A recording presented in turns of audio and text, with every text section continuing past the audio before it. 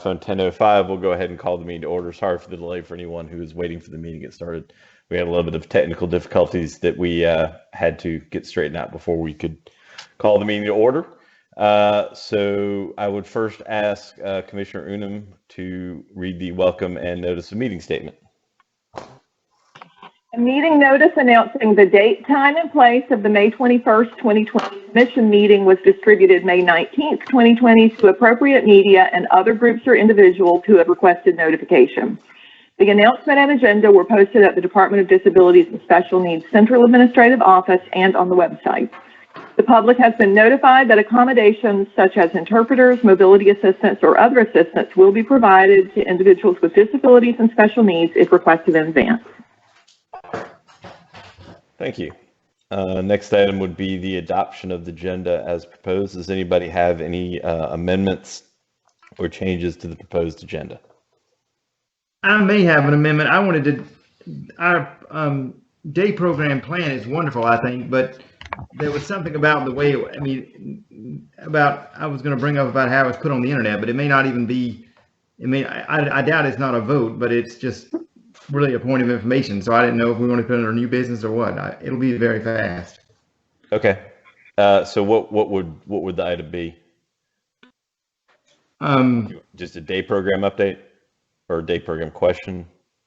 Day program update, I guess. Okay. Day program policy. May I say something? Sure. I do have a heading in my report that goes over the withholding payment for 50% of the day program units not served. It's a second heading in my report. We can have discussion at that point because I'll be broaching the subject. Would that suffice? Fine with me. Okay. All right. Any other proposed? Then we will not add an item to the agenda based on that representation from the state director. And so, are there any other proposed changes to the agenda? Hearing none, would entertain a motion to approve the agenda as presented. David, I so move. I heard from Robin first, I believe, or was that Lori? I think Lori. Lori. So we'll have Lori with the motion. David, can I treat yours as a second then, please? Sure. Yeah. Okay. So moved by Lori, second by David. All in favor of approving the agenda as proposed, please indicate by saying aye. Oh, one other thing. Sorry. Yeah. I want to say something about the policy committee. Can I just do that in the area for commissioners update? Sure. I think that's appropriate. Sorry. All right. Any opposed? Hearing none, the agenda is approved, which leads us to the invocation that I will present today. As we gather here today as members of this commission, we strive to be ever mindful of the opportunity we've been given to render service to our fellow citizens and the community we represent. As we gather, we are reminded that in our differences, there is great strength. We do not all think the same way or believe the same things. Yet we are linked by our common humanity and our shared desire to render that service. When we work together to move our community forward in a spirit of mutual respect, we showcase what is best about our community, our state, and our nation. As we deliberate today on the matters before us, I ask that you remember the words of President Harry Truman. It is remarkable how much you can accomplish if you don't care who gets the credit. Thank you. Next item on the agenda is the approval of two sets of minutes. First, from the April 16th, 2020 commission meeting. With regard to those minutes, does anyone have any proposed changes, corrections, or additions? Sorry to break in again. Not to the first one. I have none, but to the. That's why I'm keeping them separate. Oh, sorry. Yep, you're good. Just with regard to the April 16th, 2020 commission meeting. Oh, I thought you were doing those. I'm sorry. Yeah, no, that's fine. I have none. Okay. Anyone else? Nope. Would then entertain a motion to approve the minutes of the April 16th, 2020 commission meeting. So moved. We have a second. Second. Moved by Robin, second by Barry. All in favor, please indicate by saying aye. Any opposed? Hearing none, those minutes are approved. Next, under the same agenda item would be the May 8th, 2020 special called commission meeting. Any changes or modifications to those minutes as proposed? I have one. Right now it says that after it talks about the fact that to have fee for service by January, that I made a motion that fee for service would be by January 1st, 2021. And then it says, however, provided that upon recommendation of the staff, the date may be moved at the discretion of the commission to a date it says in the second half of 2021. And I think it says in the second half of 2021, and I think it should say in the fiscal year, and then in parentheses, June 30, 2021, just like the motion says now. I think that the minutes and the motion should match. So it should reflect not the second half of 2021, but the second half of the 2021 fiscal year. Then Fiscal year, exactly, year, not right. Because and the motion is correct, and Mary fixed that wonderfully, and it looks wonderful, but that doesn't match our minutes right now. Okay. Does anybody have an objection to that? I think that accurately reflects what it's supposed to be. Okay, I think so too. That's what you remember too, right, Gary? Yes, correct. That it was supposed to be the fiscal year, not the calendar year, 2021. Thank you. Does anyone else have any commentary with regard to that proposed amendment? No, that reflects what I recall as well. So with that amendment, then would entertain a motion to approve the May 8th, 2020 special called commission meeting minutes. So move. Do you have a second? Second. That was moved by Barry, second by Lori. All in favor, please indicate by saying aye. Aye. Aye. Any opposed? Hearing none, that is approved as amendment. And if we can please make sure that the version that is approved reflects that amendment. Next item on the agenda is the nominating committee for the election of officers. Officer elections are typically done in June, so we have typically set up a nominating committee at this meeting. I've already spoken with Commissioner Blackwood, and she's agreed to head up that commission. I would ask Commissioners Thomas and Malfris if they would agree to also serve on that nominating committee to bring forth a slate of proposed officers to be subject to election at the June meeting. Is that acceptable to you guys? Sure. This is David. I'd be happy to. Sure. Sure, I will do it. No problem. Thank you. And Lori, if you could just coordinate with them and put together that slate together, that would be fabulous. Thank you. Did you say Lori? Oh, I'm sorry, Robin. I should have said Robin. I apologize, Okay. Robin. That's okay. Just making sure. You got me. Thank you. Yes, All Robin. right, I'll do that. If you'll just coordinate with them, that's great. Okay. The next item on the agenda is the commissioner update. I know, Barry, that you had indicated that you wanted to make an update as well, so let's go ahead and start with you. Oh, it really is just that the policy committee is not on the agenda, so I was just going to say this very quickly, and that is that the policy committee will meet on the second. It plans to meet again on the second Tuesday in June to get back to moving forward, and that we have. Everybody knows that the maintenance policy and the electronic policy, or most people know the electronic policy and the maintenance policy, have been out for revision, and that the public comment ended in April, and that whatever changes are made to those policies will be brought to the commission on June 18th, and that it is the policy committee's desire to make those whatever amendments are approved take effect as of June 30th, 2020, just to give people notice. Do we have a projected time on that meeting that would be June 9th, the second Tuesday, is that correct? Yes, sir, I think it is, yeah, June 9th. Do we have a time on that at this point in time, Barry? If not, that's okay. I didn't know if there'd been any discussion. I think there hadn't been a direct discussion. I think 3:30 is what we had thought about, but I mean, I could move that if I need to from whoever, from you or It'd from, probably be a good idea to move it to 3 o'clock because I think it's going to be a little lengthy meeting. I don't think that we can get what we need done in an hour. Well, let's go ahead and set it provisionally then for 3 o'clock, Barry, if that meets with your approval, yeah, I'll do that. and adjust it, obviously, as we get a little bit closer as needed. Okay, wonderful, thank you. Thank you. Any other updates from anyone? No, I'm good. All right. Seeing none, we would next go to the old business.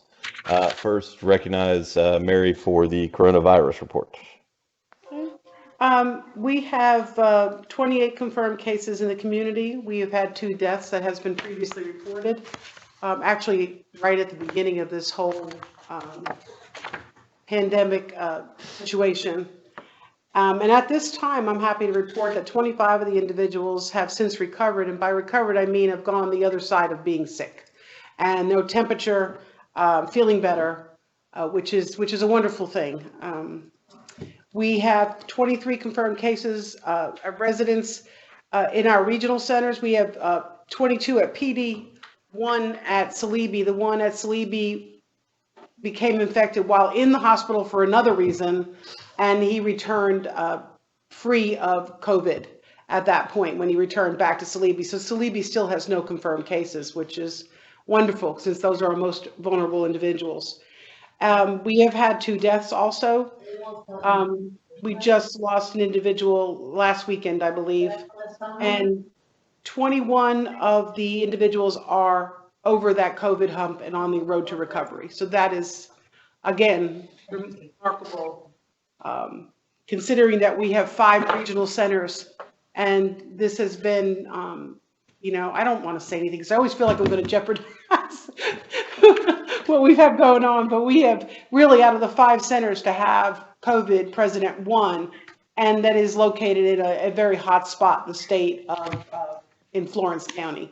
So the other thing that I want to talk about, now that we've gone through a lot of this, we've got some projects related to COVID that we are underway, which are very much important as to moving on past this. And one of those is the development of a path to restoration of day program operations to figure out a way, because it's probably not going to look the way it looked, but we still have to figure out a way to get community people re-engaged through that service, however that might look. So right now we're working with, we have national groups that we're working with as far as part of the team of other states to see what they're doing. And then we have local groups that are opening up and thinking of ways for their site to open up. So we're developing some guidance. We've got some providers who are, I would say, tip of the spear kind of people, and who are out there already starting to make that work. And then we have other providers who would rather wait for us to give them very detailed guidance to do that. And then we have a lot of folks in between. So using everybody's ideas, kind of giving them guidance so they can adapt it to their particular participants and their particular location, because the location matters, who comes matters, and how you handle it is going to be different based on that. So in the same vein, we need to develop a path to the restoration of visitation at our programs. For some of them that are licensed by DHEC, we get a lot of the guidance from them already as to what we can and cannot do. But for our other programs, we need to be looking at how we can get families back re-engaged with their loved ones, which is very, very important. Because as we know during this time, fear is a huge factor. And, to sit here and talk about how many people were affected, but how many people are affected through fear versus actually having the virus.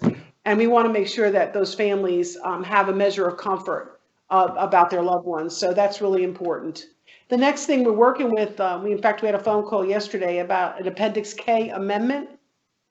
We're working with HHS to look at inclusion of PPE in the waivers, short-term and long-term.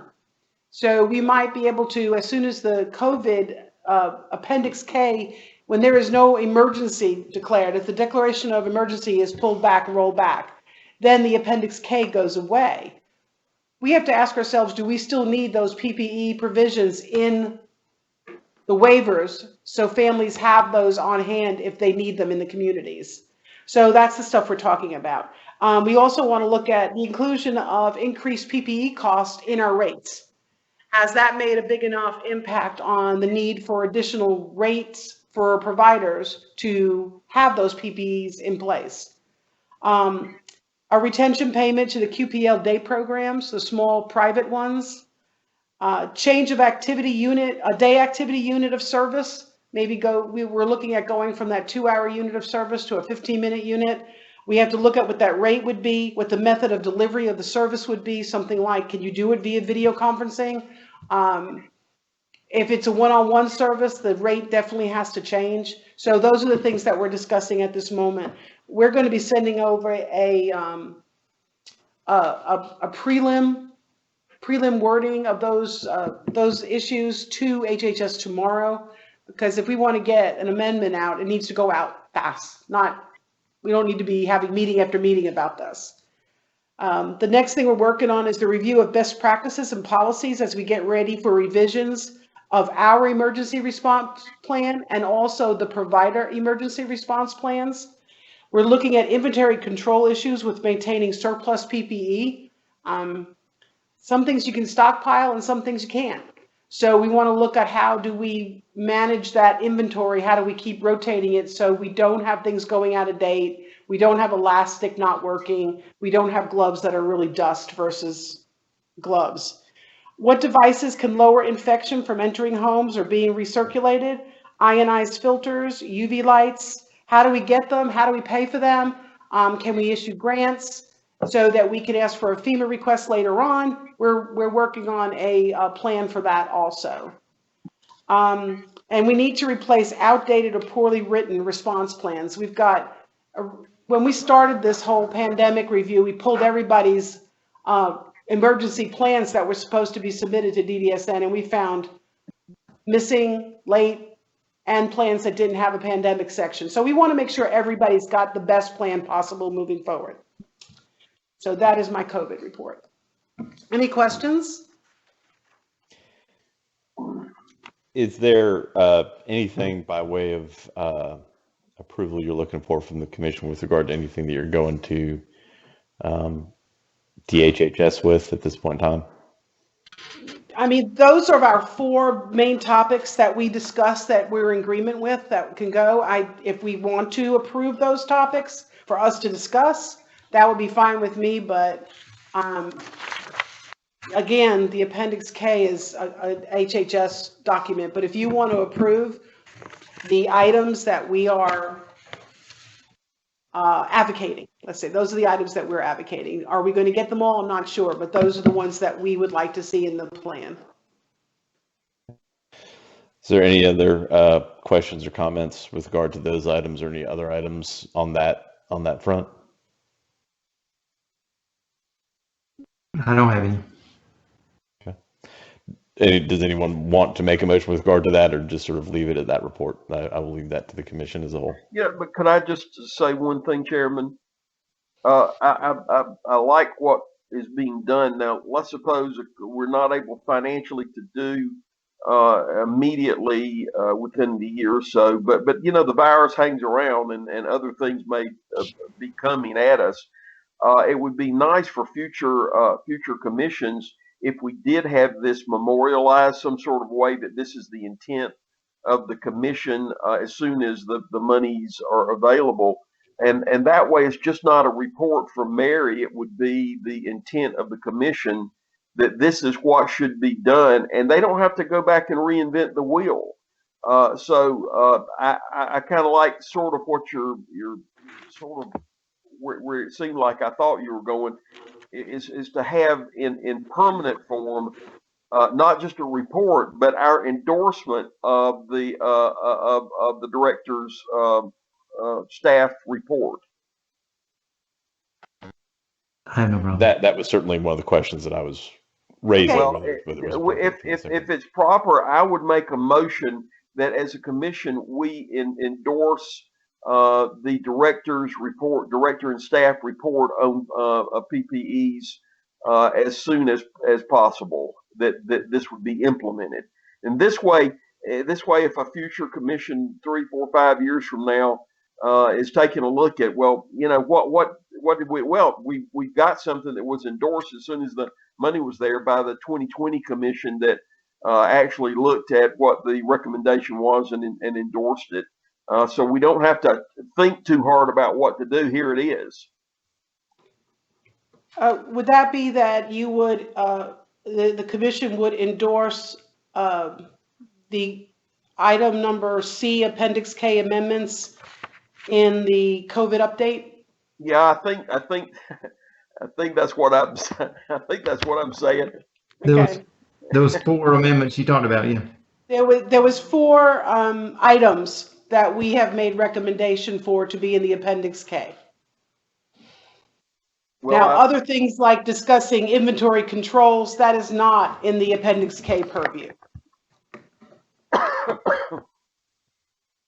So I think what we're looking at is on one hand, and I think probably the thing that is most directly subject to us proving would be the 4 items that are being proposed or discussed with DHHS, and our request that be included as part of the Appendix K. They were proposed by DDSN to HHS. Right. So do you want me to repeat them or you got it? We got it, I think. I think we got it. Just copy what's there. Okay. All righty. So we'll treat that as a motion from Commissioner Thomas. Do we have a second? Second. Okay. Any further discussion? Hearing none, all in favor, please indicate by saying aye. Aye. Aye. Any opposed? And I haven't, Lori, can you still hear us? Not sure if we've lost Lori or not on the phone. Lori?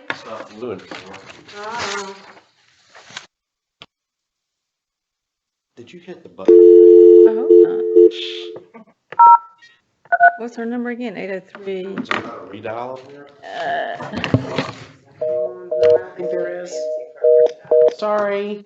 Nope, you're fine. That's what we This did is hear where I from wish her. we had hold music. I don't know where. I know. Hold on one second. I'm sorry. I'm not as No, good at that's this. Oh. 803. Wait. Sorry, I don't like to do this. I'm going to switch to mute.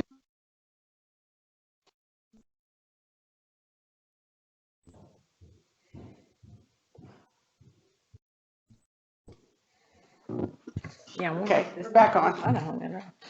I put it on.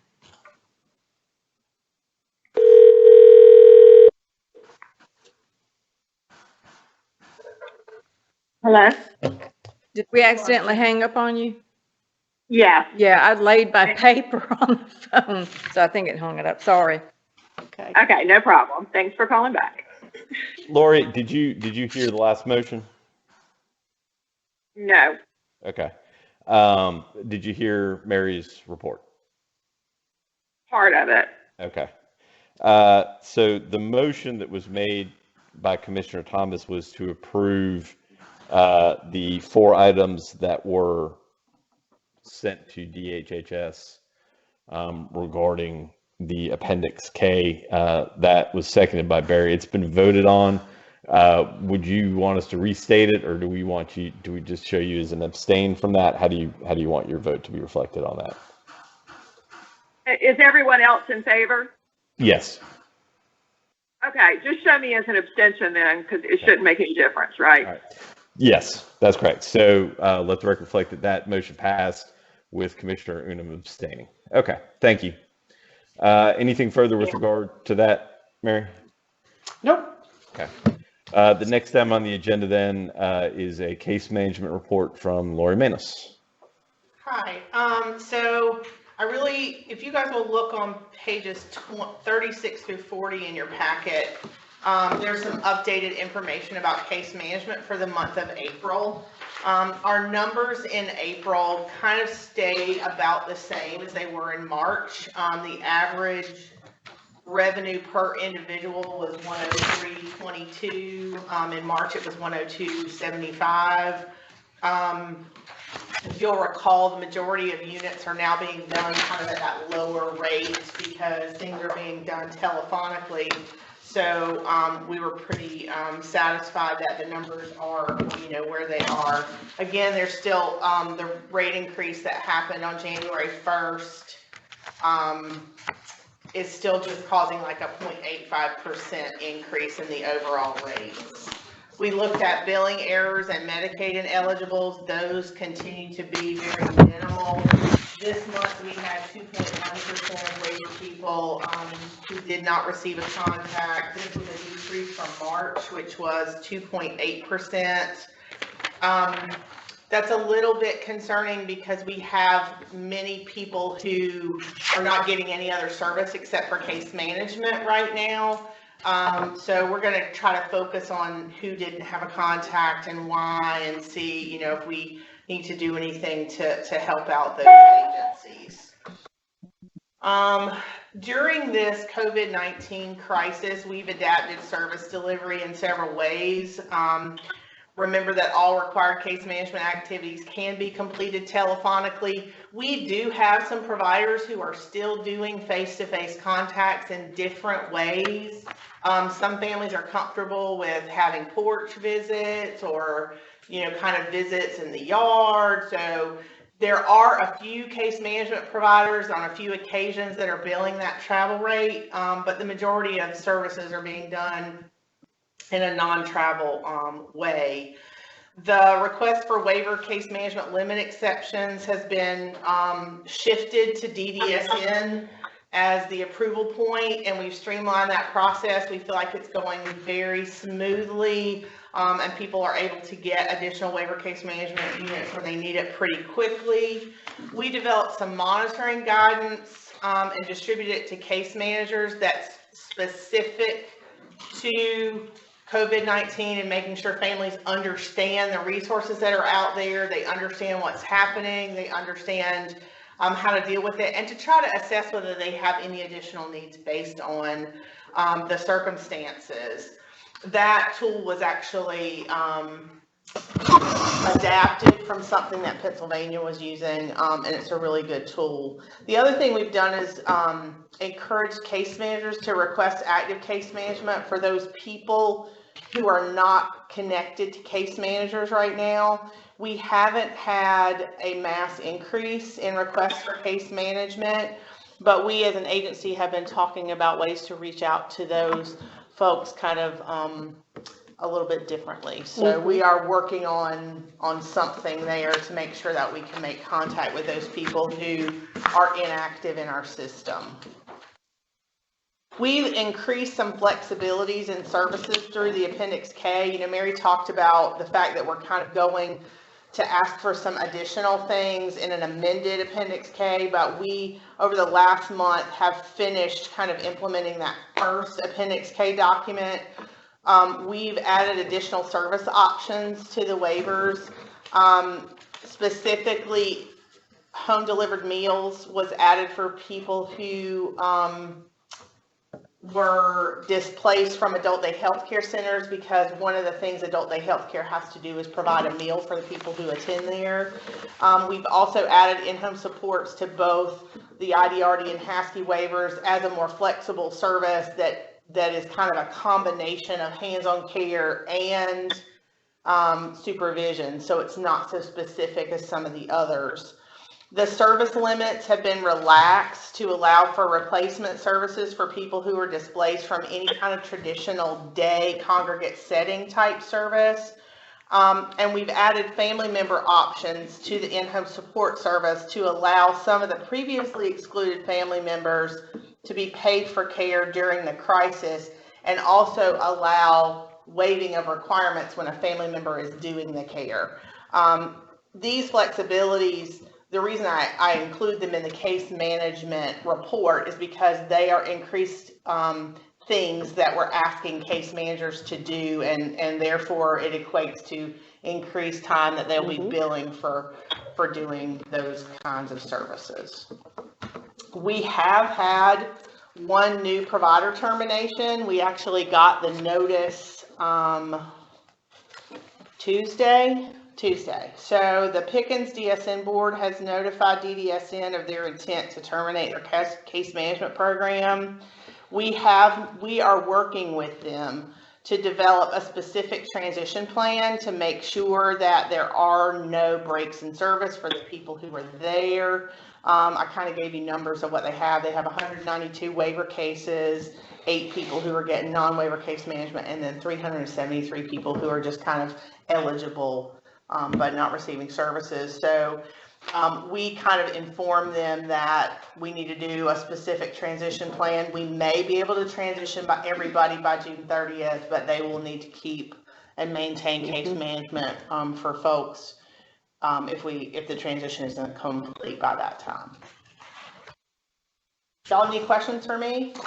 With regard to Pickens, do we have other providers who are willing to go into that area that we feel like we'll be able to absorb that once Pickens shuts down? Yes. Yeah, I don't foresee there being a big issue. We've given them some tools to reach out. Basically, we developed some communications that they can send to families, basically informing them of their closure and giving them a choice of other providers. We also gave them kind of an idea to have a provider fair, which is what several providers have done that have closed business. And in that circumstance, what they can do is invite all of the providers who are willing to serve Pickens County to come to their board and basically allow families and case managers to come by and meet people and make a decision that way. That's worked very well in other locations. Just for clarification, about how many people is it that's going to have to be brought to other providers? Okay, so it's Sorry, you said it and I didn't get it. It's okay. I just need to look at the total numbers again so I don't tell you wrong. It's 192 people who are enrolled in the waiver, and then 8 more people who are getting active case management. So there's 200 people currently getting active service, right, that need to be transitioned. There's another 373 people that are eligible, but they aren't getting case management right now, and they're going to need to be reassigned somewhere. But there's not the effort of having to transition service authorizations and that kind of thing to an active case manager. Okay, thanks. Sorry. Do y'all have any other questions? The last question I have is about, I know you said it was that we went up like 1.5% or 2% from the 400 that were not serviced last month. About how many does that mean is not serviced now this past month? I believe the number was around 300. It's in the letter. It's in the letter. Yeah, it did go down. It went down. It didn't go up. Oh, it went down from 400? Yes, it went down. Yeah, it went down. About 370, you said? I think, is there a copy of the letter that went out in their packet, the case management letter? No? It's in the letter. I'm aware of it. I just don't, No, I don't it's know not. the number off the top of my head. But we do know it went down. It went down from 2.8%, I think, to 2.1. Right. If I remember correctly. Yeah, there's a reference to the 2.1 on the slide. 308. 308 is the number. Thank you very much. Moving right, on, sorry. Thank you. All right. Any other questions? If not, thank you, Lori. Appreciate it. Next item on the agenda is the early intervention report. We'll recognize Joyce Kimmery. Good morning. Hi. I always appreciate the opportunity to talk about early intervention with you. I'll try to speak up if you like. With early intervention for March for our 3 to 6 year olds, we saw a billing of around $730,000 for children 3 to 6, which was a drop of about $116,000 from the March billing. This can probably be attributed to some changes instituted by DHHS in caps on allowable units for telehealth services, and of course, just the changes in the ability to see families either face-to-face or virtually. Some families are allowing face-to-face visits, and DHHS has not said that we can't provide a face-to-face visit, but most families are choosing not to do that. So that accounts for the drop in the units billed for April. And over the last month, we had one additional board decide to end their EI line of services. That's the Charles Lee Center. They sent us formal notification a few weeks ago and have submitted a transition plan to DDSN. We are working with them on transitioning their children. They have approximately 60 children that'll be transitioned, and it should not be any problem to find providers for them because there is provider saturation in that area. The Fairfield Board has, of course, ended their line of service, and all cases have been transferred. The Burton Center is in the process of transferring their last 20 consumers, and those should be transferred fairly soon. They're offering choice to families, and there's provider coverage in that area as well. So all in all, early intervention, I think, is doing quite well, and our providers are working hard to provide services to our consumers. That was all I had. All right. Thank you for that update. Does anyone on the commission have any questions for Joyce? Nope. Thank you so much. I just wanted to say that I admire her passion about early intervention. It's interesting. You can hear it. She does. You're right. Thank you so much. I appreciate that. Rob? All right. Yeah, if we can go with legislative budget update from Rob. Okay. Thank you. When last we spoke at the commission meeting, you'll recall the House and Senate had tried to pass a continuing resolution that would fund the state at the existing level, the existing year's level for the first quarter of the next fiscal year or the next budget year. And they had passed two different continuing resolutions and could not come to an agreement. Well, they met again on Tuesday, May 12th, and successfully passed a single continuing resolution that they both agreed upon, and that was signed by the governor on the 19th, 2 days ago. So what we have for the budget right now, so we understand what we're doing. This fiscal year, what we have for this fiscal year, at the current funding that we got for this fiscal year will continue into the first quarter of next year. And they will pass a budget. Their intent is to pass a budget in September, by September. By the end of September, they're meeting in September, but they will meet throughout the summer as needed to develop a new budget for the next fiscal year. But what we've got is what we had last year continuing over into this year. And the things that are going to, I guess the big thing that's going to affect what they know about what they have to work with is, we've talked about the Board of Economic Advisors meetings. The next Board of Economic Advisors meeting, if you want to take a look at when it happens, is June 11th at 1:30. There's no indication as to whether that's a virtual meeting or an in-person meeting, but I would think it would probably be a virtual meeting. That's kind of been the plan for the summer, is to do a lot of committee work as virtual meetings. And so that June 11th at 1:30 is when we'll get the next read from the budget for the Board of Economic Advisors for the next year. And that's kind of where we are with the budget right now. Thank you for that update. Does anyone have any questions for Rob regarding the budget or anything on the legislative side? Does that mean that they'll remain in session all through the summer? Officially, It appears. Yes, they the calendar that they had passed at the beginning of the session had them ending this week, the legislative session. So the legislative session would would have ended this week, so no other work could be done for the year. They do it with what they call a sine die resolution. Senator Thomas is familiar with that. And so what they've done is they've taken that sine die resolution and have changed it and extended it through the end of September.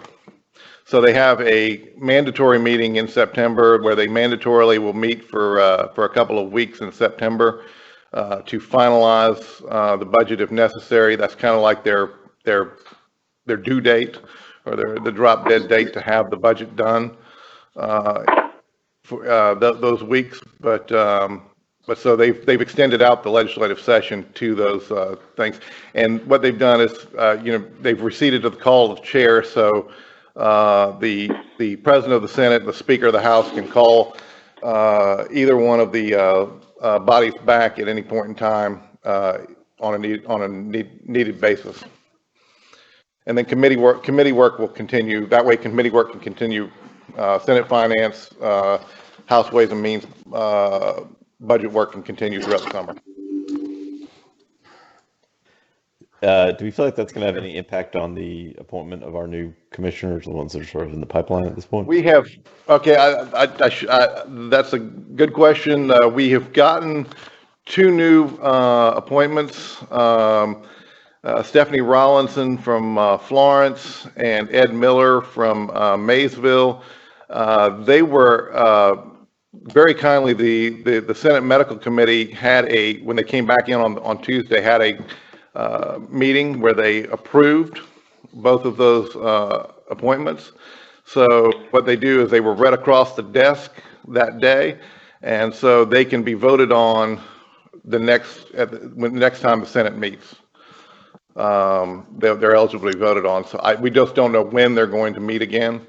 They're, like I said, they're at the call of the Senate President, but I would think that we would get a vote on that, on those 2 names at that time. I have a suggestion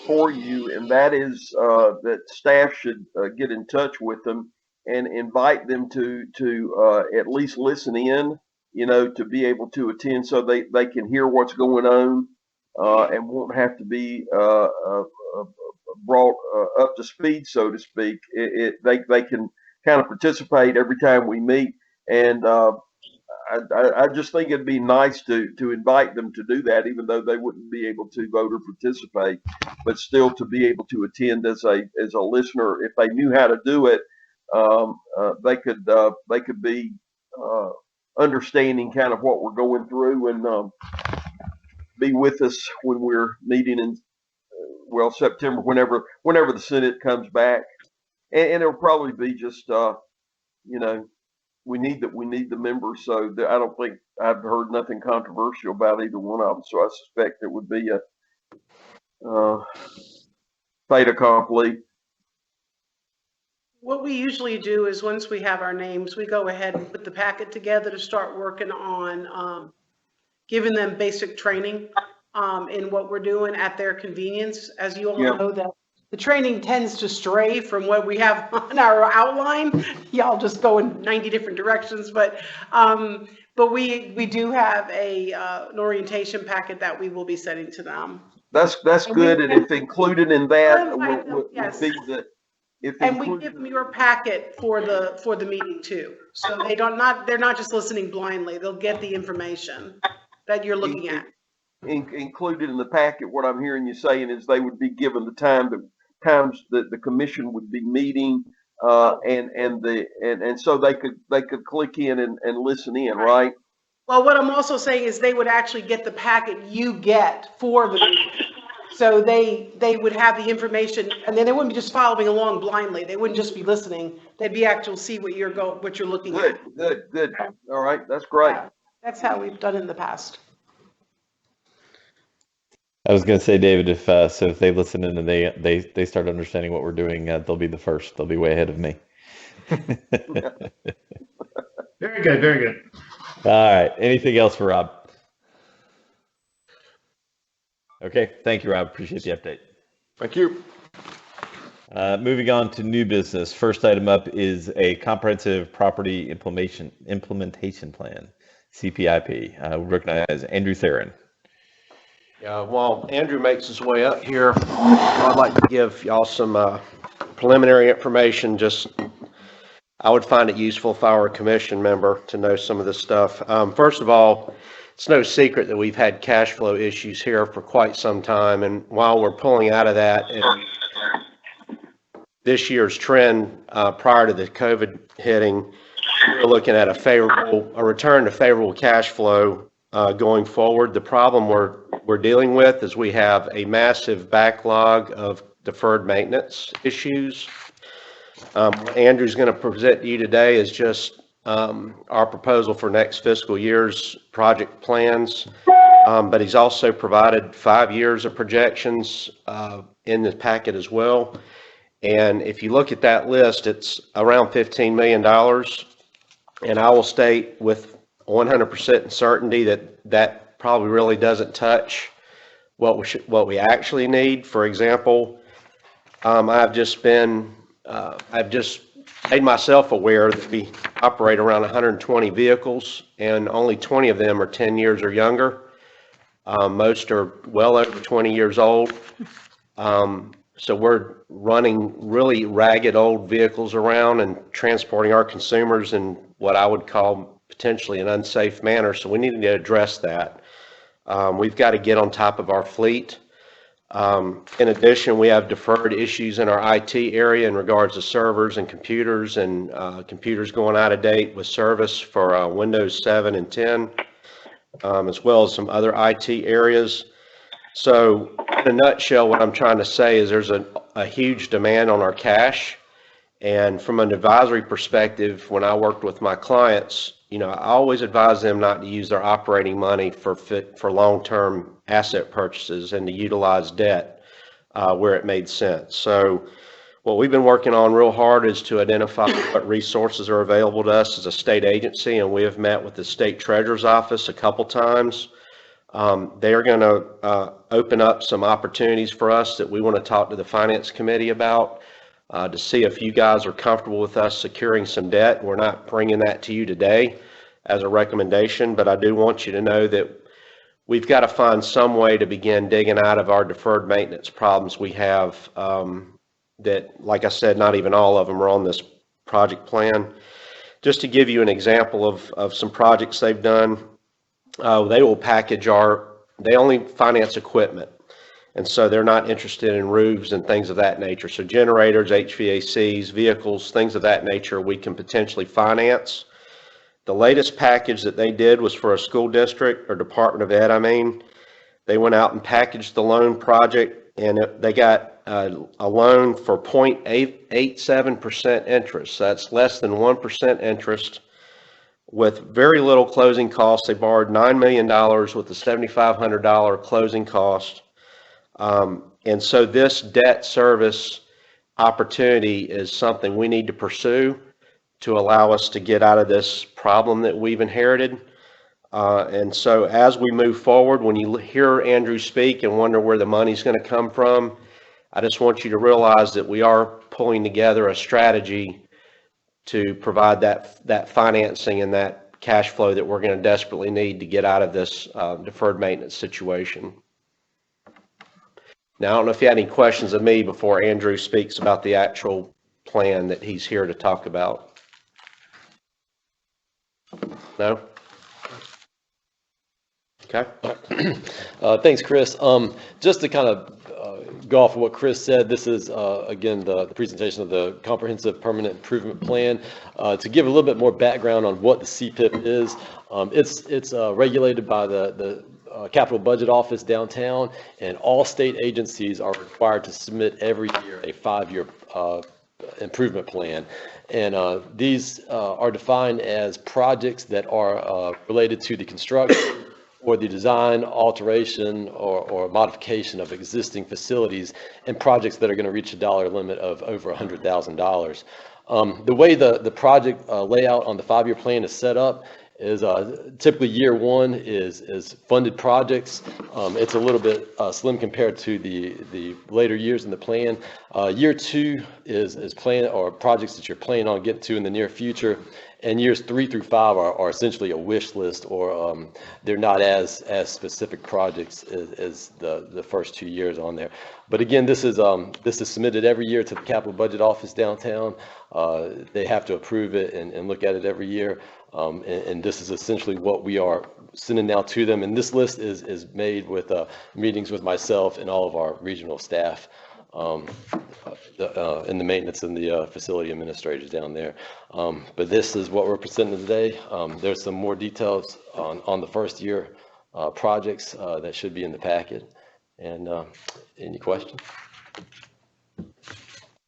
So what are we recommending that they adopt, the year one 2020-21 plan, or are they actually? Essentially the whole plan. I mean, this is what we've got to send downtown for Capital Budget Office approval. It is our 5-year plan for this year. But we're not agreeing to do anything at this time in year 2 through 5? No, this is all subject to change based on needs of the agency over time. Again, years 3 through 5 are just a wish list.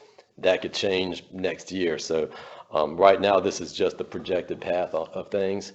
But this is, I think we are asking for approval of the entire 5-year plan. But year one, to be specific, that has a $945,000, we actually would open those projects and fund those projects and begin those projects. So those are legitimate, ready to go, ready to take off the runway. Yeah, that's correct. This 945 is sitting downtown in an account. In fact, we've got phase 1 approval on all of those year 1 projects and are in the process of filing for phase 2 approval, which allows us to open up the project and move forward.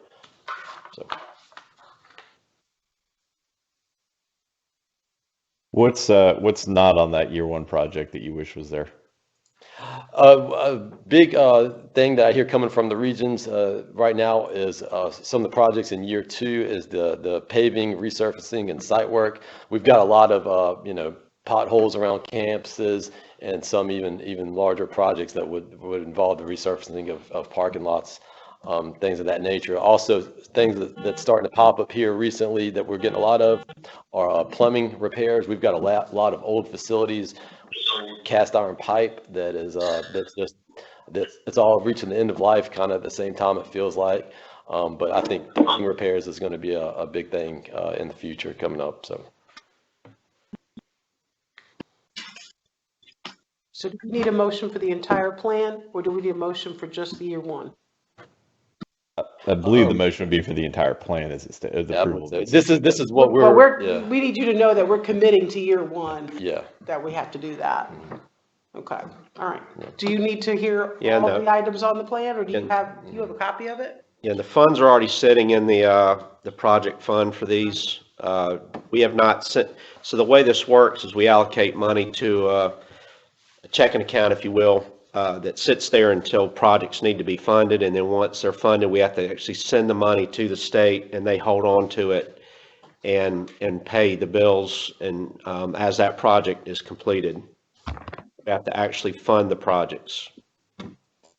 Outside of the approval of the CPIP, Chris, is there anything that we need to be approving with regard to that debt service pursuit that you were talking about? Is there anything? We've got a handle on this money right here. Okay. This is okay. It's as we progress and start really looking at our overall needs, because this is a small snapshot of what we're trying to develop a more broad picture of what we really need to be addressing, not just looking at this CPIP, because a lot of things that we need weren't ever captured in this process. So no, when the Finance and Audit Committee meets next in June, whenever that will be, I would like to have a very in-depth conversation at that time in regards to doing some financing projects. All right, sounds good. I saw we lost Robin there briefly. Is she back? Yeah, just say that. I see her. No, she's back. Sorry. Just don't. Okay. Did we lose your audio, Robin? Can't hear you. There we go. No. Okay. Got it. Yeah. All right. So any other questions for either Chris or Andrew with regard to this item? Nothing, except I just wanted to say that I think the motion should reflect that we're approving the 5-year plan, but only committing to the 1 year. It should actually say that. Well, Barry, would you like to make a motion? I'm happy to do that. I think we need to say that I'd like to make a motion that we approve the 5-year plan with the indication that we are only agreeing at this time to fund the first year. And we present this every year to the commission. So, next year you'll see it again. Year one will change. So technically you're never committing to anything other than the year one at any given time. So again, years 3 through 5 could look different, just depending on what we decide is prudent. So the main reason I say that is that all of us probably won't be. I mean, most of us won't be here in 5 years on this commission. So you'd be dealing with entirely different people in year 5. But anyway, I just wanted to make it official. Y'all know how official I am. That we would approve the 5-year plan and with only committing to the first year to actually do the work. As long as you understand you're going to be doing this every year, we present the CPIP plan. So This comes back every year, okay? And things move up on the list. Sometimes they fall off the list. Sometimes they shoot to the top. And this is only what we know of. I mean, the CPIP also has an emergency submittal process. We had a roof collapse on us or something during the year that's not on this list. There's a process to go about submitting those projects as well. And of course, that would come before the commission too. So okay. So we have a motion from Barry. Do we have a second? Second. Okay, I heard David first on that one, so we'll reflect that David seconded. Any further discussion? Hearing none, all in favor, please indicate by saying aye. Aye. Aye. thank you, guys. Any opposed? Hearing none, that's approved. Thank you, Andrew. Chris, while you're up, we'll move on to the next item on the agenda, which is the financial update. All right, well, everyone should have their normal report in their packet at page 44. At least that's what it is in my packet. So we have worked on the format of this, and you'll be getting an improved version of this in the next packet in June for May. As I've been discussing for quite some time, what we were trying to achieve is the adjusted budget column, which is mid-page. The $808 million is our spending authorization, if you will, at the state level, but due to our number one inefficiency at pulling down and leveraging Medicaid, which has been a part of our revenue issue, our spending plan is only 770 of that. So that $37 million is excess authorization that we don't tap into. We could go up to 808 million if we had a way to actually draw down that much money. So the problem is when you start comparing to actual expense, you're comparing not really to our spending plan. So it loses a lot of its credibility and meaningfulness. My budget director, Nancy Rumbaugh, has been working on exploding that 37 million back through all these other line items so that we can have some meaningful comparisons going forward. So you'll see that next month. But as it relates to April, we're $44 million below our spending plan. That's awesome. We continue to maintain and manage our expenditures very, very well. Again, working on our revenue side is our continuing problem, but we are making a ton of progress there, and a lot of that has to do with our providers also helping us and being responsive to issues as we bring them up to them to drive utilization and proper billing and reporting processes. So we're looking really good year to date through April. Our cash is favorable at this time. We don't have any year-end concerns about not being able to make it through the end of the year. We do need to worry about. We will receive this FMAP that everyone's very familiar with, It ends on June 30 through June 30 at this time, unless the CMS secretary decides to continue it into July, which would then cover the next quarter of July through September. So the issue we need to be ready for is that money may go away, but we may have lingering issues related to COVID in our service lines that could impact our budget detrimentally. So we need to be aware of that as we look at our cash balance and how those funds are used.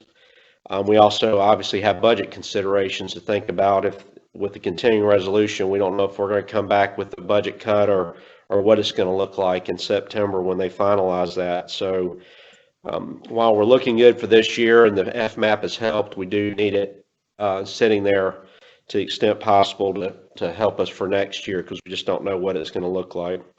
We're also tracking all of our FEMA expenses, FEMA eligible expenses, and those are being tracked in our ledger, and we will apply for those funds if we do not receive funding through another mechanism. There are so many pots of money out there y'all are keeping up with some of these acts that government's just throwing money around, it seems like, in a lot of different ways. And there's all kinds of potential sources for these funds, but FEMA would be our last effort to get these costs reimbursed.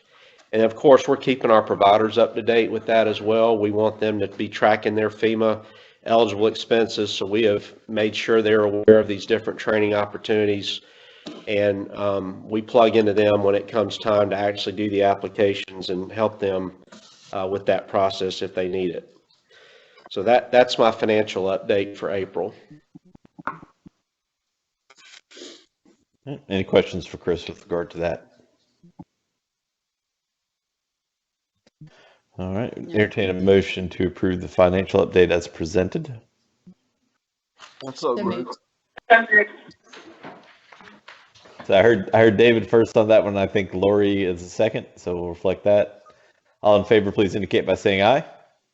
Aye. Aye. Any opposed? Hearing none, that update is approved. Thank you, Chris. Next item on the agenda is the Regional Center Bonus Program ratification from Director Poole. I just brought Rufus up here just in case I need any technical guidance. We're bringing to you today, and the staff is asking that the commission ratify the employee bonus plan for staff working at the regional centers who are working directly with COVID-19 positive residents. And so far, right now, this only affects staff working at PD Center. We needed to compensate our employees for serving during, working directly with people who are sick with COVID-19. We looked at a couple of different methods, and one of them was to temporarily raise employee pay, which we found through our state, I don't know, what do you call it? The payment system was very difficult, and it wasn't flexible enough so that, if somebody worked, but in other words, when people left that building, worked somewhere else, and they came back, we couldn't change payment for them in the system. So we decided to go with a bonus plan instead. And we included direct support professionals, the nursing staff, housekeepers who were assigned with the building and working directly with the affected buildings, the QIDPs, and the day support staff who work directly in the buildings. So basically, anybody who was working with individuals who were ill with COVID-19, we had a bonus plan for them. And we are asking, we were asking for the commission to ratify that plan that we went back to April 17th to implement.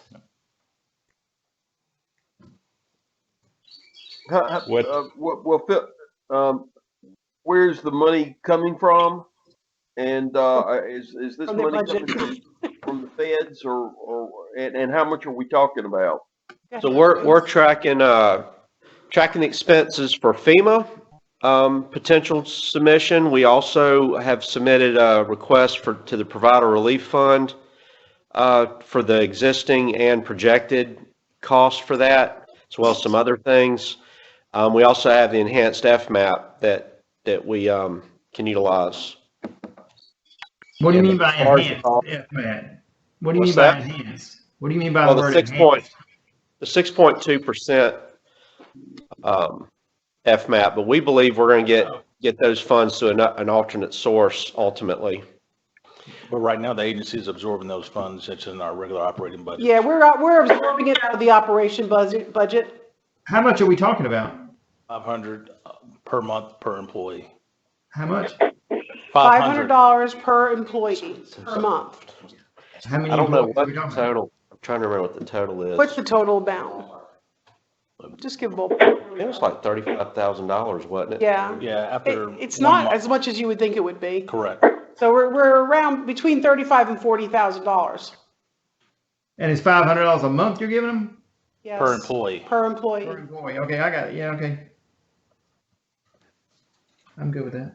So to what extent do we expect this idea to trickle down to the outside of our direct employees, to the employees around the state who work for the boards? Well, actually, the idea came from them. They were already, because we were not the first ones to the COVID case positive.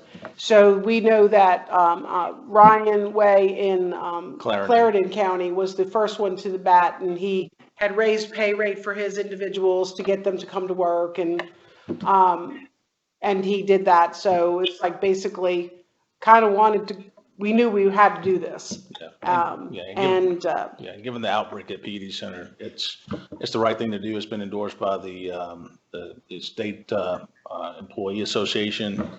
And as Mary mentioned, several providers have instituted emergency or enhanced payment to add incentive for working under these very tough circumstances during the pandemic.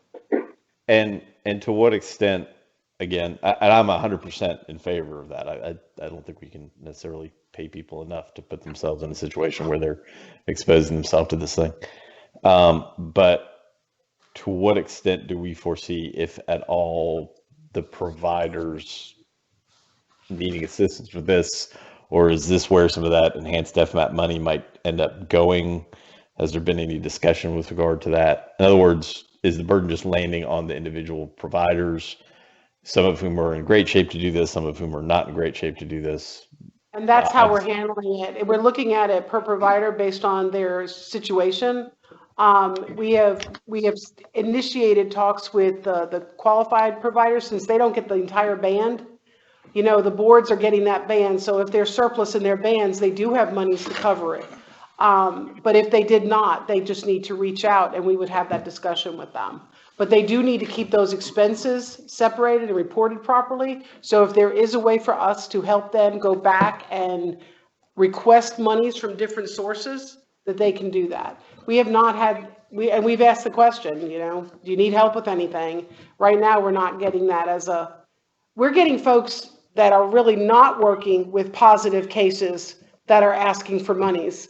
The people that are actually doing the work have not come to us and asked us for additional funding for that.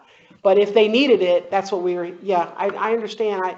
I think maybe they're thinking proactively, and I'm reading faces, so I apologize to the people who are just listening, but it looked like a little bit of confusion. We are not getting a whole lot of requests for additional funds. We're not getting any requests for additional funds from people who actually have positive cases. We have gotten requests for, can you spare 100 masks? Can you spare something like that? And we have shipped them immediately. In fact, we've driven them to those providers. But we have not gotten to say that we can't afford to pay our staff an extra $5 an hour to work at this home. If that was a request, it would be made and we would analyze the need. Okay. Mary, thank what you. did you just say about you had reached out to QPLs? I didn't hear the rest of reached out to QPLs. They reached and out, what? The qualified providers have reached out to us to meet because their needs are a little bit different than what the boards are. Qualified providers are basically fee-for-service providers, although they get paid regardless, right? I mean, if you know, when someone is there or when they're absent, they still get paid. It's a blend. It's a blended type of fee-for-service and bandy. Everything has nuances here. It's so hard to explain everything, but they're not like the boards. So they're not financial managers for a whole slew of people. So that money is not, if someone doesn't use a service in a Band B, say, that money can be used elsewhere because it's a capitated model and it's probably able to be done that way. So if a board does have additional funds in their Band Bs and their Band Is, they frequently use it in the residential area to cover costs. If somebody. I guess I'm sorry. Go ahead.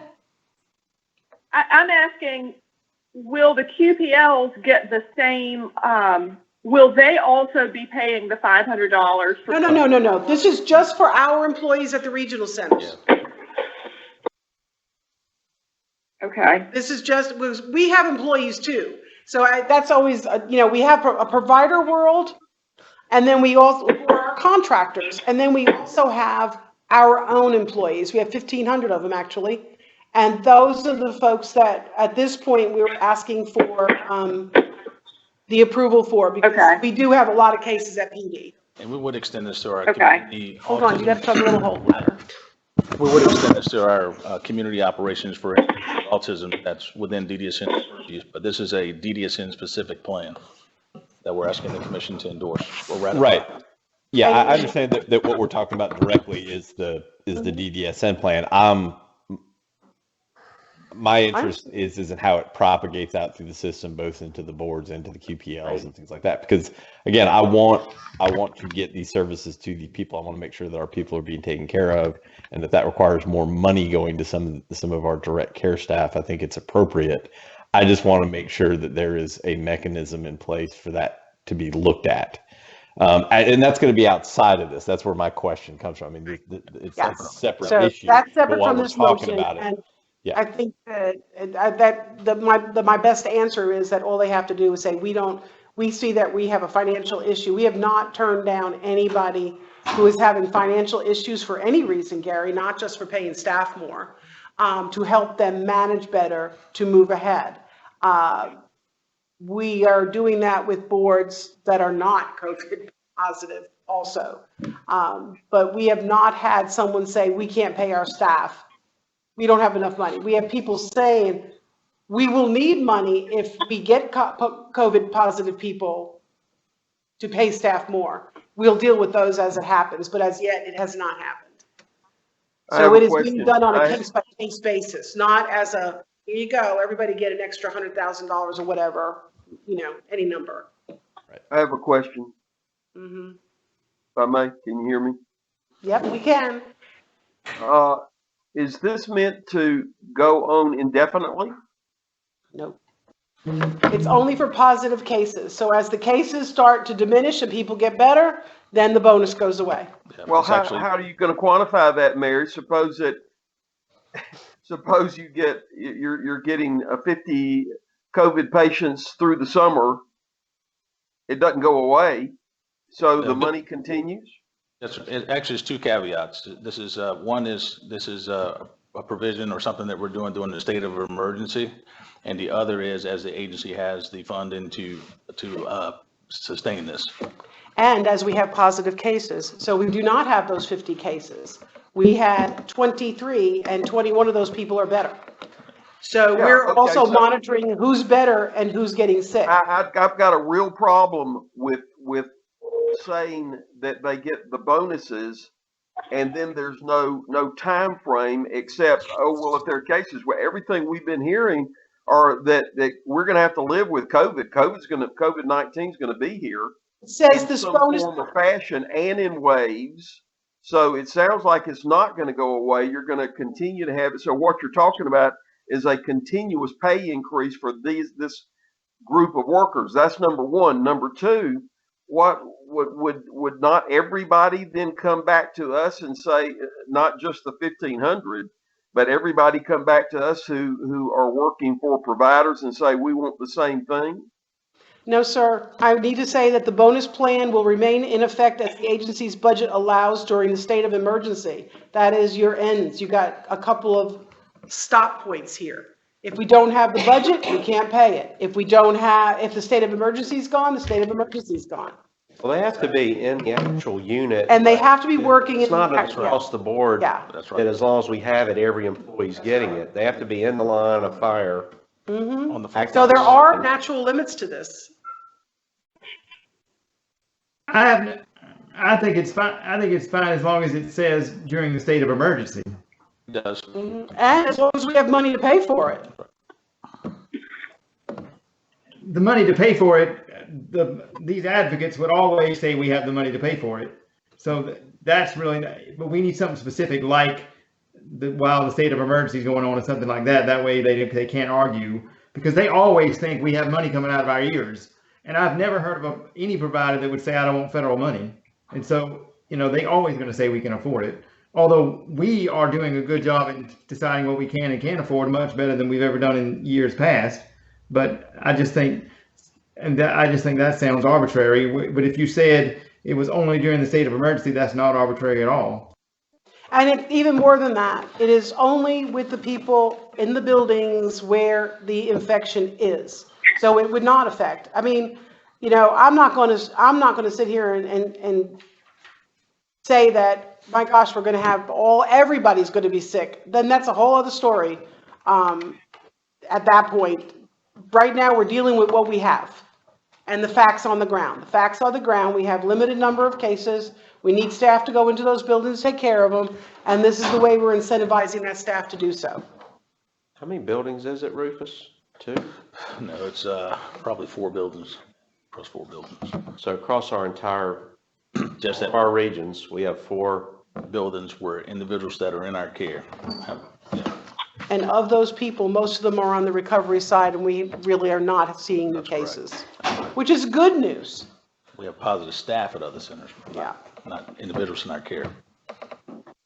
David, did your question get answered? It's prompted more questions. All right, how many altogether do we think that we would be paying extra to then with the 4 buildings? It's going to vary, depending on, you're going to look at about roughly, I guess last month it was about 60 employees across 3 shifts, 24/7 a day. And again, How many did you say altogether? roughly 60 personnel when you're looking at housekeeping, Q, direct support professionals, nursing. But we have 1,500 employees. So if we found a case in the main building, for instance, God forbid, right? Would that mean that everybody in the building or gets extra pay? No, Are you talking in central office? If somebody central hears office, that? let's say. No, sir. No. This is only to take care of individuals that reside with us. The folks that qualify for services, not employees. And have you gotten the game plan? I don't know if this has gone to one of the committees. I didn't hear if it did, and it's come out of committee. Or is this a proposal that you're making sua sponte owns a new business without going to committee at this point? No, this is something we put in place in April, because that's when our cases popped up and we needed to get staff in there. And this is how we had to incentivize staff to go work. I mean, we're already paying them then? Yes, sir. We're asking you to ratify something that we had to act on because we had positive cases. Why did you bother coming to us then? Because I'm informing you, sir. I'm informing you of what we're having to do because we have to get workers in there. So you've already done it. So are we voting on something? Yeah, David, just by way of explanation, in the past, we have had situations where when funds have to get distributed essentially on an emergency basis, that we've treated it in order to recognize that we have essentially called a ratification of a decision that was made. Just so you understand where it's coming. It's not the first time we've done that. Chairman, where else has this happened in the state so that I can kind of get a mental grasp of it? Sure. There have been other, I can just say during my time serving on the commission, there have been other things that we have done where staff had to make a decision essentially on the fly with regard to a particular individual or an emergency at a particular residence or something like that, where funds had to be expended that weren't normally within the spending plan or the budget plan. And after the fact, staff's come to us and said, we had to do this. We would like you to ratify it, we would like you to acknowledge that we did this and let us know whether you approve of it or not, essentially, so that we have that guidance going forward about what we can and can't do. So that's why it's listed in under the business ratification. world, it's called an executive decision, but that Yes. an executive decision would have been made in blanket, and it would have been, you would have notified the board of directors, in this case the commissioners, instantly of we had to do this because of this emergency. So I had not heard of this. This is like new stuff to me, unless it just went right over my head. Well, frankly, the $60,000 is within my spending allowance. I need, but because that's why I'm bringing it to you, because it has the potential of going higher. But it was an executive decision, because we had staff refusing to come to work, and I had people that I had to take care of. So they had come to work. I mean, did you have to hire new people, or the staff that refused to come to work, they'd come to work if they got an extra X number of $100 a month? It was the right thing to do. Of course, we do have an issue with securing nursing care, and those folks aren't eligible for this enhanced pay. So we have outsourced nursing personnel coming in during the pandemic. But since we instituted this enhanced payment plan, it did entice other folks who aren't assigned to a building where someone is COVID positive to step up and say, hey, I'm willing to transfer over to the building I'll to help take volunteer care to go work there, yeah. to fill a void to where folks are sick. And also keep in mind too, that as staff become ill and COVID positive, they are then quarantined and out of the rotation. And so it creates a real void, in a critical infrastructure area where we have to maintain staffing and care to the individuals that we're responsible for. I am sorry, but I can't bring an example to you at the moment, because we've never dealt with something like a pandemic before. No, I was asking about other agencies right now. What are they doing that in government stuff, in state government, relative to hazard pay issues? Yeah, in fact, the State Employee Association is actually lobbying for hazard pay, but like I said, we had to act, quickly, because folks rely on us for. Yeah, and I don't know the answer to that question. I mean, I don't know how many people have to do the kind of work we do. I don't know what mental health has done. I don't know if they have positive cases. I don't know the answer to that. But I do know that we had to make a decision when we made the decision based on the information we had, and it was within my spending purview. So. This is Lori. This is consistent with what's happening in a lot of other states. There's what they're calling hazard pay for working with COVID positive residents. So I think it was the right decision, and I'd like to move that we ratify the decision. Okay. We do have that motion. We can have a second and continue the discussion. Again, I want to make sure everybody's questions do get answered. David, I would say that the only other agency that I think is sort of confronting this the same way that we have to confront it is the Department of Corrections, in terms of they have a certain population that they are required to provide that sort of direct care staff to. But I can tell you the Department of Corrections had outbreaks, and they were having to pay people more money to go in, and they were moving people around from various institutions. Chairman, and like Lori said, this is going on across the nation. This is how they're dealing with it. I know it's going on across the nation. I watch television. The hazard pay issue is there. I was asking a question in South Carolina. What have we done in South Carolina to deal with this? And I understand that you've acted and all that. It had to be done from your perspective.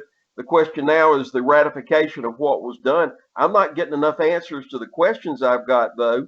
And for instance, we're talking about as long as an executive order exists, what executive order? I mean, the state of emergency from the governor, from the president. This is awfully ambiguous, and I don't like the fact that I feel like it's being rushed. It hasn't gone quickly. We could send it to a committee quickly to take a look at, what's involved with this. I'd feel more comfortable if on a consistency basis it came out of committee. If we had 4 or 5 examples, that would help me some. I mean, what else is done? If you got to have the people, you got to have the people. If folks were refusing to show up and you needed to bring in individuals on an emergency basis, I'm going to abstain, Chairman, based on that. I'm not opposed to what Mary did. Sure. I'm not opposed to what Mary did. I'm just saying there are a lot of questions, and the fact that it's come up intending for an instant determination makes me awfully uncomfortable. So I'm abstaining when it comes time for me to vote based on that. Okay. We do have the motion from Lori. Do we have a second from anyone? Does the motion say that it's during the state of emergency, either by the federal government or the state or the governor? Does it say that? Because I don't know what the motion says exactly. The motion would be to, as I understand it, Lori, you correct me if I'm wrong, would be to ratify the bonus program as it was enacted by the executive director in April. Mary, That's you correct. could define for us whether within that and Yeah, we can just go ahead and put most of our memo in there that, you know, we're in an effort to compensate our employees during this state of emergency. We are approving bonus pay for individuals providing direct service, frontline personnel providing direct service to individuals in our care positive for COVID-19 effective April 17, 2020. And those staff include direct support professionals, nursing staff, housekeepers assigned to the buildings and working directly in the building, QIDPs, day support staff who work in the building. This bonus plan will remain in effect as the agency's budget allows during the state of emergency. And it sounds like maybe some of those questions are answered within that memo that you were just reading from. I do believe they are, yeah. Yeah. So what I would suggest is that that after we're done with this is maybe that gets circulated Sure. through the commission, and that might have given us something to latch onto a little bit better as we're addressing this. So we have the motion. The motion would be to approve the program as outlined in the memo as just read by Mary to ratify that program. So do we have a second? Second. Okay. Any further discussion? No, except to say that it's within her power to spend the money. So, that's that. Okay. All right. And since I know that what we'll do on this one is we'll have a voice vote, but I would just ask, I'm just going to go down the list as far as calling for a vote on this. So, Lori, if you would please vote first in favor or against. Aye. Robin. Aye. Barry. David. Abstain. And I vote in favor as well.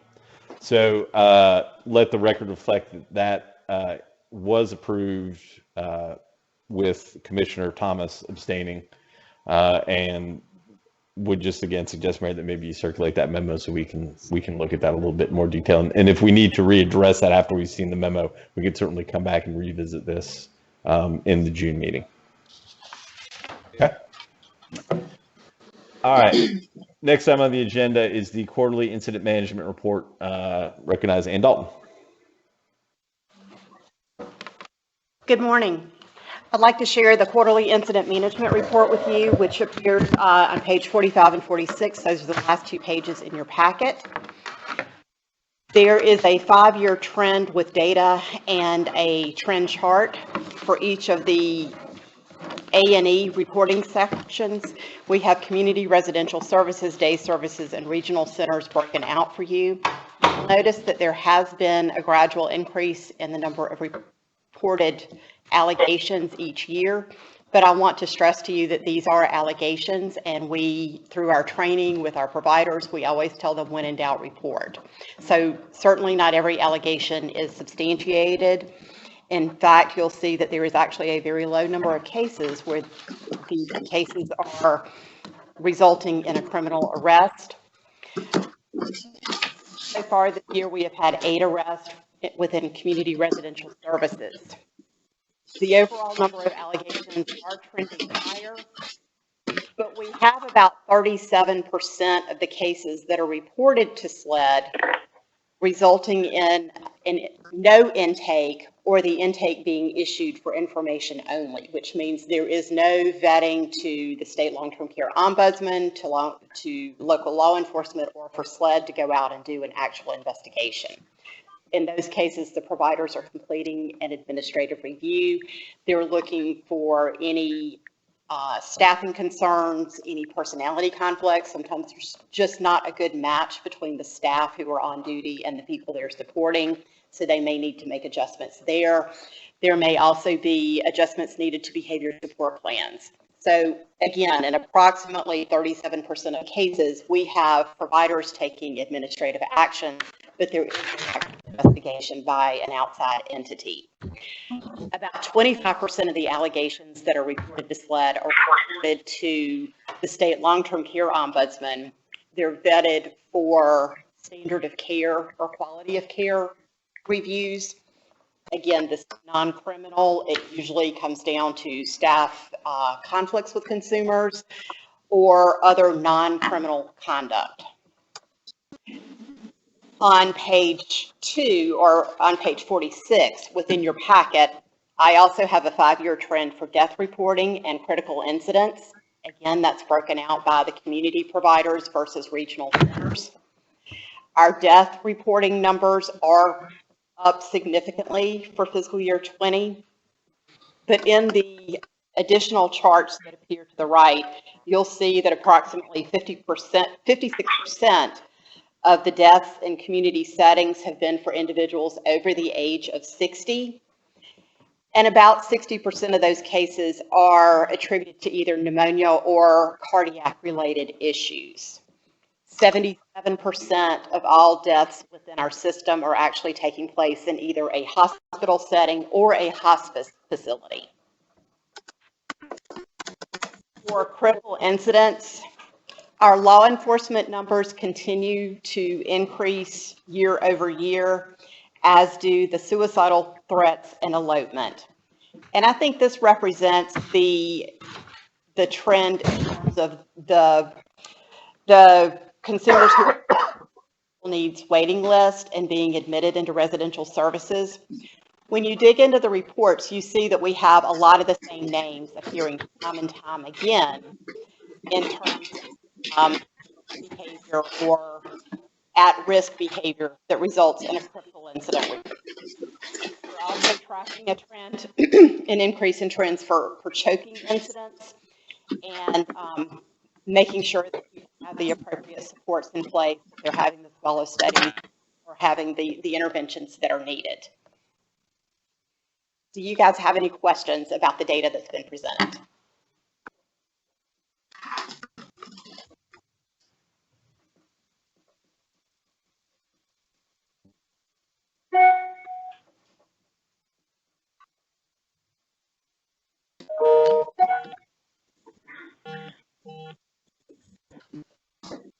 These numbers do not reflect the COVID-19 incidents, but as we are tracking that information, we've had, so far we've had 337 critical incident reports that are coming in just to report testing of individuals and making sure that we're monitoring, of course, those who are positive.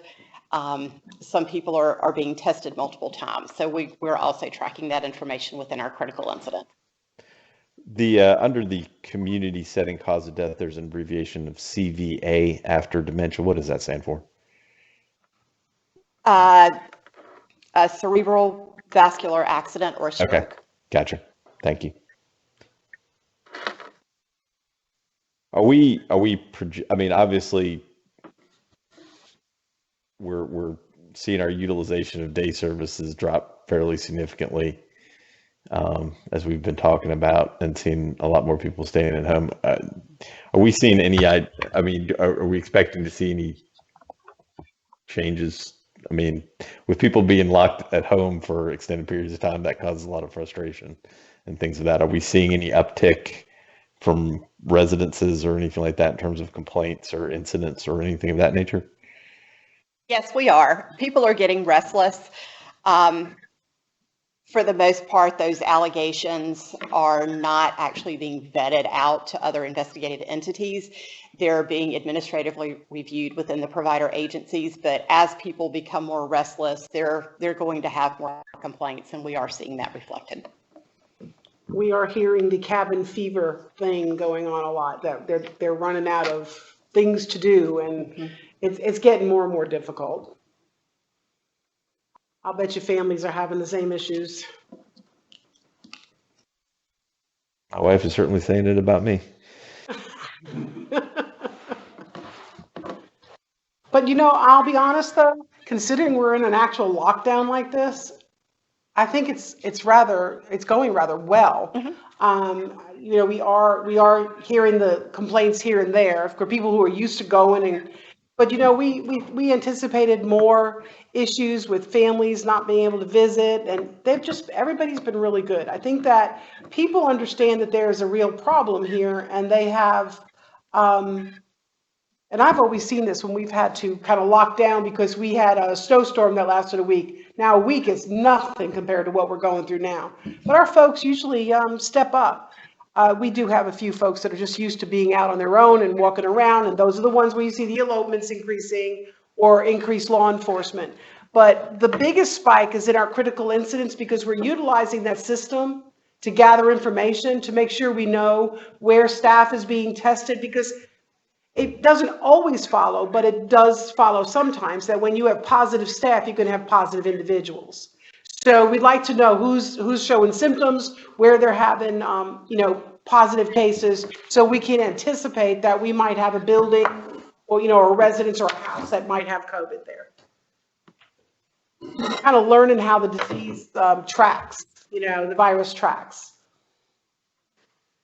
So we've kind of artificially spiked our critical incidents because we are asking for things that not normally would be in critical incidents, like testing for COVID. That is not normally your critical incident reporting thing, but we put it in there. And so now that we've got critical incidents going through the roof, so we'll have to tease those numbers out, which also tells us we need a better data system. So we have a little more flexibility when we need it. This system is not very flexible at all. And anything you really want to get to, Ann and her team have to go in there and physically look for it, which I think is something we should be able to get past at some point. Any additional questions for Ann? Thank you. All right. Seeing none, thank you. All right, next item on the agenda, the State Director's Report. Okay. All right. We are, we've had to deal with this and the COVID, and now we have to realize that we are facing hurricane season again, which comes around every year. I'm hoping COVID doesn't come around every year, but this does. So we are looking at the start of hurricane season, and but the preparation this year, we have to take into account COVID as we prepare. Because if you've ever gone to visit an agency who's evacuated to another agency, you realize that these cots are side by side by side by side. I mean, they are practically on top of one another. And so in the age of social distancing, that now becomes an evacuation problem. So our precautions here have to take into account COVID, because we don't know where we're going to be. As going back to Commissioner Thomas's question, we don't know where we're going to be with COVID. We play it as the things come up. I'm not anticipating that everybody gets sick over the summer, but I have to realize that the virus still might be around. So I would imagine that through the summer, we're going to be dealing with social distancing rules and face covering rules. So if we also had to evacuate, how would we handle those situations? So like I said, social distancing was not something that was in consideration when we had past evacuations. And if you ever went to one of them, you would realize that social distancing was never anything. There was barely personal space. So it's an issue. So crowding was something that always happened. So when we now evacuate folks, we have to take in square footage into account, where we really weren't looking at that as much. We were just hoping for a good place that was safe and we could get everybody fed, bathed, and have something to do while they're there. So we're reviewing the plans and working with our provider group as we do that for alternative evacuation destinations that were not used in the past. So we are also working with HHS to pre-write a hurricane Appendix K. Now that we know Appendix Ks exist, You know, they've been around for 10 years, but honest to God, I never heard of one till this whole thing started. We can actually preload the Appendix K with ideas that we have that would help us in an evacuation situation. So things like, how do we provide day programs in alternative settings? You know, we kind of been through that, been there, done that. We would have to do that again. So we wouldn't have those wholesale closures and loss of revenue like we've done in the past. And in addition, I want to be able to say to families who are relocating, because they're on the coast, they might not be with a board, but they're relocating, that their respite provider is now relocated somewhere else. They might be able to pay a family caregiver to provide that respite for those. So those are the things we're looking at. Not to say we're submitting a K, but we want to have it written and ready to go if we need to pull that trigger. So I'm praying that nobody has to evacuate this summer. That's my prayer, because I think it's like double dipping here. But I think at some point, we always want to have that. These are the things we need for our services if we have to move them from point A to point B. And if our families in the community have to move from point A to point B, what are they going to need when they get there? And we have found that with this Appendix K, it can be used in natural disasters, and a hurricane would qualify as that. So I think that that is just a preemptive strike and part of our emergency plan. So as we have an emergency plan written, we have an Appendix K written, and if we need to submit it, we ask HHS to submit that for us. So that's where we are with that. As far as, and we talked about this in the beginning, withholding payment of the 50% of day program units served. The payment schedules were completed yesterday for the first half of the day program and supported employment adjustment. They're looking at the next payment, either the 26th or the 27th. That's where we're taking the recovery from. And that's where the adjustment's going to be made. The calculation was initially completed by Chris and independently verified by Debbie Wilson to make sure the numbers were right. We're sending a letter with the payment schedules, because usually what you do is you kind of get your check and you hope you know where all that money was taken out of your check. So this time there's a letter in there that explains what we're taking. It refers to the plan that is on our website under the commissioner videos, and also telling them how to record the adjustment in their audit so reporting is consistent from board to board. Most of the boards have emailed Chris over the last couple of weeks to ask what their amounts were. So, and I know that they were trying to process that amount themselves, and I think Chris gave them a number, and I think it was lower than what they had previously calculated. The document that explains the entire process is on the DDSN's website, and it publicly sets forth our rationale for the recovery of the funds. The funds are recovered to effectively stop the state from paying for day program services not rendered. DDSN did not go and pillage the providers and the consumers. The amount recovered was only 50% of the actual revenue loss projected.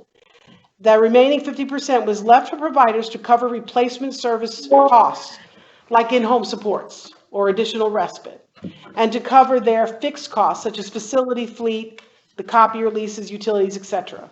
Amounts were recovered based on reduced utilization of services. The service, day service. No services offered were reduced. So the individuals who had their services already in their plans, nothing was touched. Service levels have increased for many people because of the replacement services that they're receiving. And at this point, I really want to speak directly to the community support service participants and the IDRD participants and their families who receive services at home. I need to dispel rumors or false information regarding your services. No consumer was or will be denied replacement services or current services already approved because of this fund's recovery action. A does not mean B occurs. Providers were left with ample funding for these replacement services with 100% guarantee to cover any costs in excess of the funds left with the provider. If you have a problem, please get with your case manager to resolve it as soon as possible. If we need to be involved in the resolution, we stand by ready and willing to assist you. There is no reason to be fearful about the reduction of your service levels, since this is not what the recovery of these funds is all about. The Appendix K was written to make access to these replacement funds easy. We're here to help you, and we're willing to do that. I just want to make that perfectly clear. We are following guidelines as far as the reentry of our own workforce back into the home office. We're following guidelines set out by the Department of Administration in a 3-phase plan. As a reminder, the 1,500 employees at the regional centers have been working 24/7 anyway. They're out there working. They're not part of this reentry plan. They have responded well, and our staff that are in supervision have done a really great job of keeping things running out there. I'm very happy to report that our administrative staff at the regional centers have done a great job. I do want to thank Amy McLean personally, because she runs the PD Center.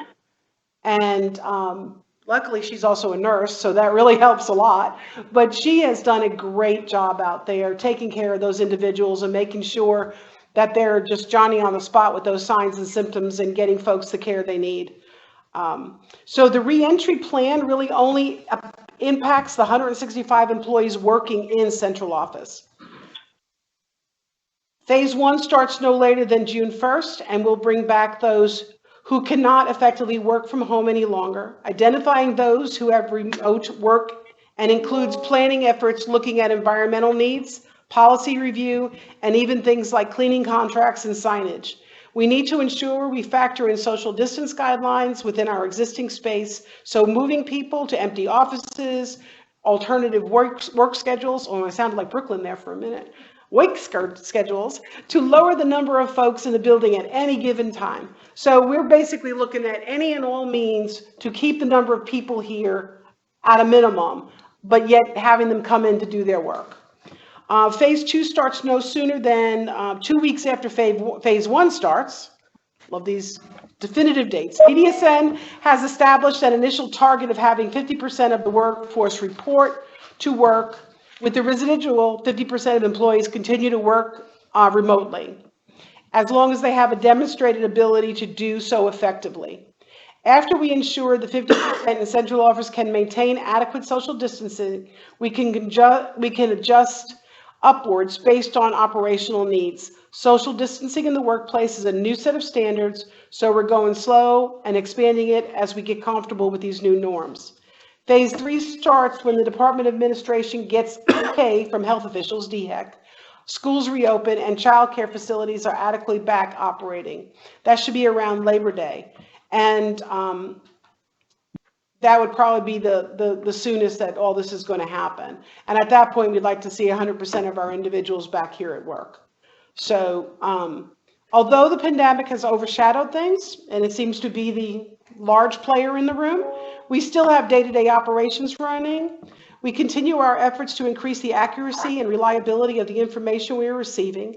We have had 2 well-attended finance trainings, auditor sessions, and an accounting and audit training for finance director. So Chris really is continuing to work hard to get our financial reporting to where it needs to be, so the information we have and we report on is accurate.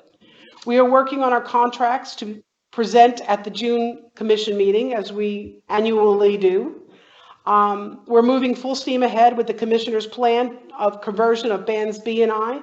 A cross-functional team is meeting routinely to work through a variety of logistical challenges, policy matters, IT system changes, payment processes, and program analysis.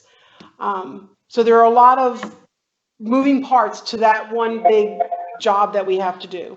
We are continuing to review all the quality indicators in our effort to develop a more equitable and understandable system of measures that will have a lasting effect on performance. And we are developing a monitoring guidance for case managers as they should be playing a much larger role in the QA process, because they're out there more because of the new way we have set up where the contact has to be more frequent. They are actually in the residences and in the homes more often than anybody else is. So we need to give them effective tools to monitor and be that tip of the QA spear, and that's really what they should be. That is the director's report for today. Any questions? I just wanted to ask one thing, or really bring up what I was talking about earlier about the new business. If it was one, it really wasn't new business. It really is just a observation, I guess. Something that could be brought up at the policy committee if we ever needed it. But I'm just not majorly concerned, but just a little concerned that I'm not talking about the proposal we've approved now. I think it's wonderful, and I think everything's fine with that. But when we originally, before we had our meeting to approve this plan, I think we had put it out on the internet first before the commission met, about a week before the commission met. And the problem with that is that the plan changed. And I think if it needed to be put out, it should have been put out like a day before instead of a week before. And maybe even a summary version and not the entire plan like it came out in.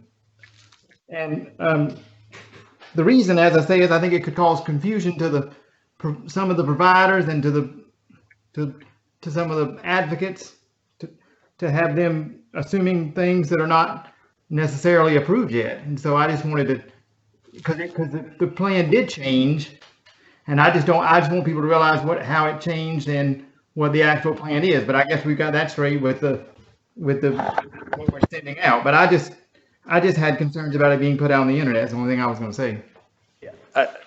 Commissioner, I can see your point. All we were doing was we had a finance committee meeting, and it was part of the record. It was a proposal for the record.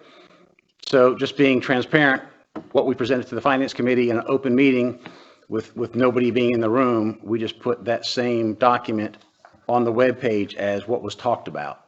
And certainly that proposal did get modified the second time. Mm-hmm. And once we approve these minutes, we'll put these minutes on the web page, and it will reflect the final version. So we're trying to balance providers' great need and interest in what we're doing. So we're trying to be transparent and showing what we're doing. But that always runs the risk that what happens at the finance committee can ultimately change. So we certainly didn't intend, what was on the internet was not the plan. It was the proposed plan that was public record, and we're trying to be transparent to particularly the providers who had great interest. Okay, I was just saying that it could create confusion, and we need to watch that in the future. I just don't think it should have been. Was it necessary, do you think, Pat, to put it out for a whole week? Maybe it could have been put out like 8 hours before or a day before? I think probably as soon as we got out of the meeting, we had phone calls from providers wanting access to the document because they heard us talk about it, but they weren't seeing the details. So it was raising questions. So and they knew it was a draft. They knew it was a draft, and we actually intentionally put it out there probably the following Tuesday when the audio ready, just so that they can keep up with what's going on. So I think we're in a position where I think in the past we've been criticized at not being transparent. So I think we're going to continue to err on the side of being transparent in what we present to you gets in the public record. And I think that's the key there. I mean, at that point in time, there had already been extensive discussions as part of the public meeting that we had for the finance committee, right? I mean, the discussions were out there. And I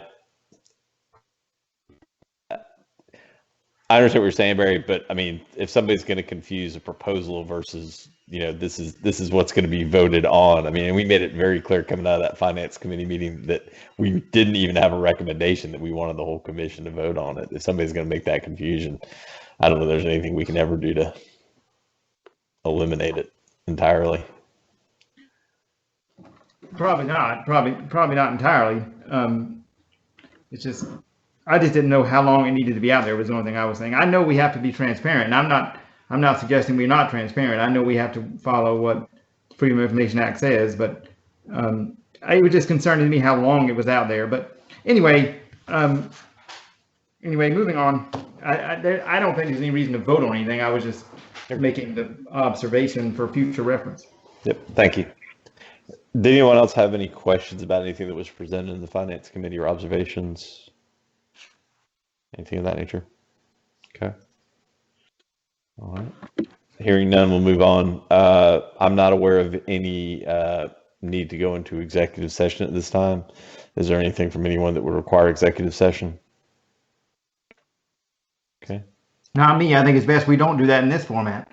I agree with you 100%. It's still available to us, but yeah, I agree with you.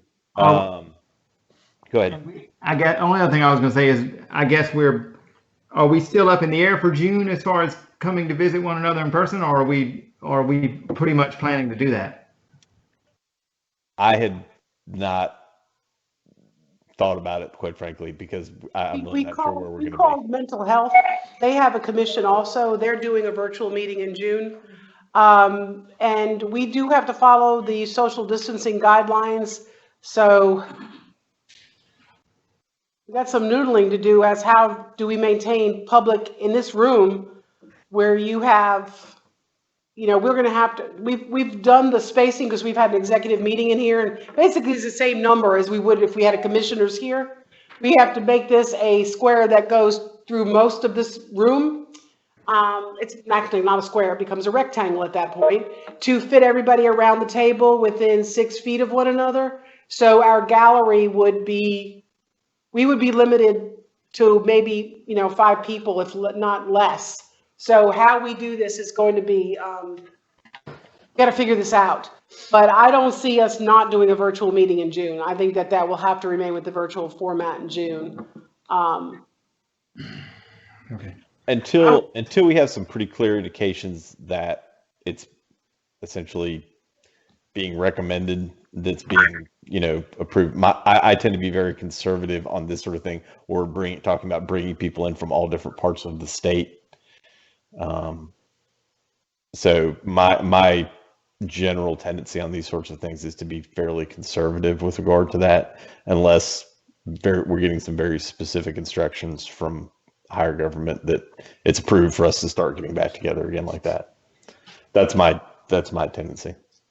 Okay. The only thing I was going to say is I don't have a major problem with it. I'm just saying that I just think that we could do it if we decided to do it, and we may need to do it forevermore, depending on the size of that room, that the commission could be in the room along with whoever had to speak, for, that wanted to speak to us, and the rest of the people could be down in the bottom like we did before, or down on another level like we did before. If we have guests, and I'm just saying for future reference. no, I'm just saying we've figured out the proportions of the room to get the commissioners back in here. I think the problem would be is we would have issues with the gallery, but we could get y'all back in here with the 6 feet of separation.